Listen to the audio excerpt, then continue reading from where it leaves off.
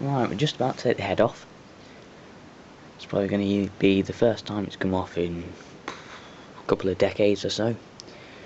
I managed to loosen it now, so it should be easy to take the head off.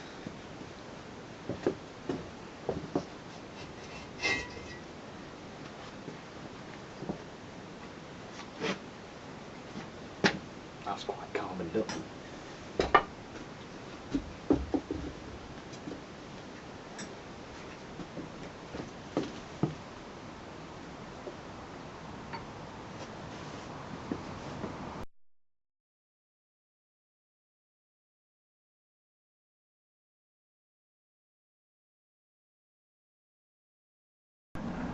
I'm well and truly glad that I did take the head off, because of the state of all this.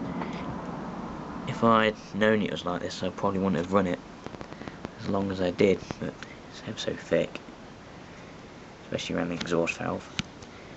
There's got quite a good copper gasket on it though, but I've got a new one, a new fibre copper gasket I'll use. I'm surprised it had this much compression with the valve so gunged up, but I suppose now they run. Cylinder head's not too bad, but it's still rather mucky. It's got good gasket faces, which I'm pleased about, and I am really glad that I have taken this off. It'll also be easier to paint the hopper and strip the old paint off the hopper as well when it's like this. Alright, I'm just going to tap this cylinder head bolt now. It's a 1/2 inch tap.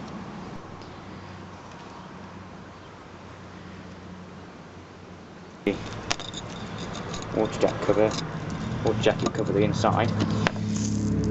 See, it's quite badly corroded, but I should be able to fire the faces up, and with a thick gasket it should seal okay. This will probably be the only gasket on the engine in which I use gasket sealant or gasket cement, but the thick gasket on here looks as if it's saved the faces on the block, and you should be able to free up the faces, clean up the faces on the actual cover quite easily. But the amount of times I've run this and all this muck here still stayed in, yeah, there's no end of it. Ooh. You got all that in the water jacket. I should imagine once this is cleaned out, the cooling will be a lot better on the engine. Water will be circulate better. You can see it's the amount of times this is run and this hasn't got flushed out. You see, there's no end of it. This is the old gasket, or remnants of the old gasket. Should be able to clean them faces up alright. I might get new studs if I can remove them, or put new bolts in. The old ones are pretty bad.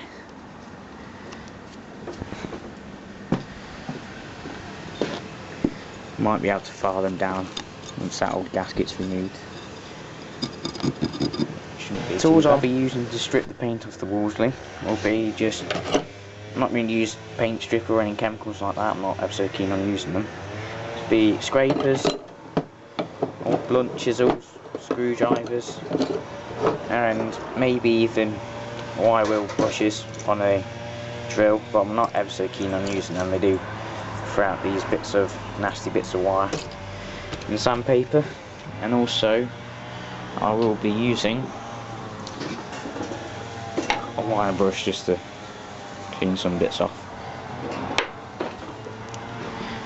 It's not the quickest method, but it's not a bad one, especially since the paint stripper is quite expensive. As for the trolley on the Wolseley WD2, I will be making a barrow trolley, so it have 2 wheels and then a pair of handles, which I've ordered off eBay. I'm not going to make them, I haven't got a welder or anything like that.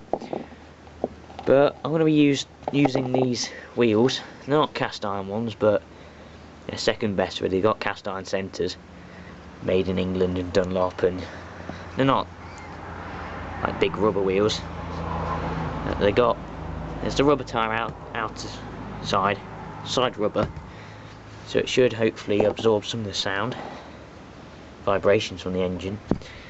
But it's got a grease nipple in here, and it's got roller bearing, not the old trolley. So the air mystery grey on the back there. The grease nipples broke off there, so I'll re-drill that and tap a new one in. It's damaged there, but cast iron it does break very easily. Here's the other one. Needs a good clean up. Everything's covered in this greasy, sticky stuff. I spent a while cleaning up this axle. Still needs a bit of work, but it's alright. All for split pins in there. I will have to shorten this, because if we look at the length of the engine in relation to this, it's a lot different. I've got a pair of trolley handles coming from eBay. They was £35, something like that. Quite a good price, like listed trolley handles. So I'll be using them.